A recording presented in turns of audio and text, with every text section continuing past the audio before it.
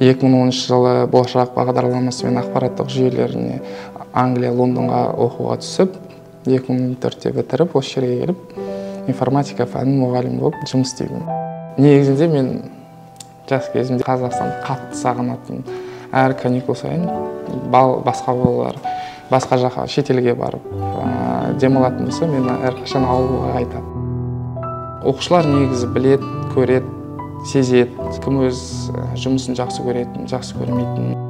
Ең біріншісі басты планым оқушыларды компьютер не екенін, кім екенін түсіндіріп, сауаттылығын алу. Қазірше мен айта аламын, оқушылар компьютер не екенін біледі, өмірлеріне керекті операцияларды жасай алады.